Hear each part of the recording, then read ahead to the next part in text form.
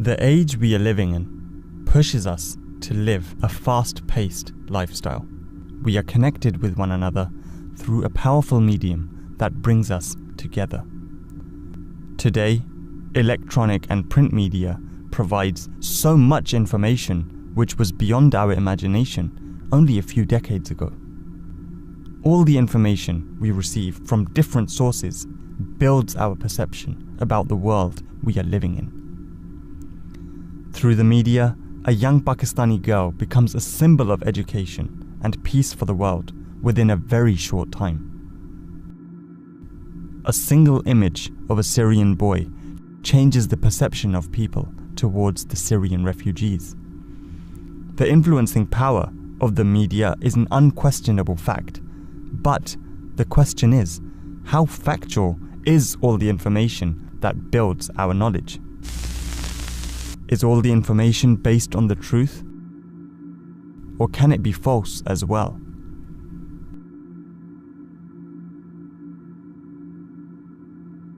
Undisputedly, the media has the power of shaping and reshaping the way we think. Now comes the question. When we come across the word Islam, what is the first thing that comes to mind? If this was it, then let's recall where we got all this information. In the bombardment of all the negative information being fed to us, the real Islam is left veiled. The true teaching of Islam is quite different from that of what is being shown today or portrayed today by majority of the Muslims, or majority of those people who claim themselves to be the leaders of the Muslim community. The majority of the Muslim world do not like us. Why? We are peaceful, peace-loving people. They say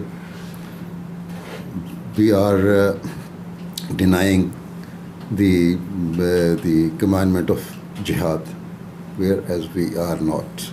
We say you are misconstruing the true concept of jihad. Jihad is to reform your inner self. The jihad is to spread the message of love and harmony and peace in the world. And the jihad is wherever you see something wrong, you try to make it right. When you are being targeted, forced to leave your religion, and then you retaliate and fight back to the enemies. But here today, in this present world, we do not see any country, any association, any organization waging war on the Muslims with the intent of just finishing Islam. That is not the intention. Muslims are fighting with Muslims. If there was some American soldiers in Iraq, they did not come with the intention or with the agenda to finish Islam. Had they come with this agenda, there would not have been any Muslim left in that country, right? Because they won.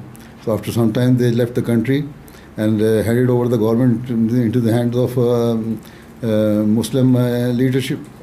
It was not a crusade or any sort of religious war, no. It was just because of some economic gains, and the present war is, you can say it, a geopolitical war. Muslims are killing Muslims. These extremist groups, Daesh or other groups, they are killing other Muslim groups as well. Quran categorically says that the religion is a matter of your heart, your own liking. There's no compulsion in it. The basic thing is to realize the importance of humanity.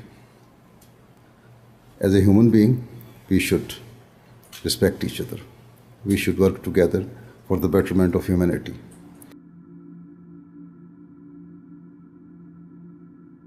If 10 members of Muslim community go to Syria or Iraq to fight for ISIS, or are radicalized and join them, whatever they are doing there.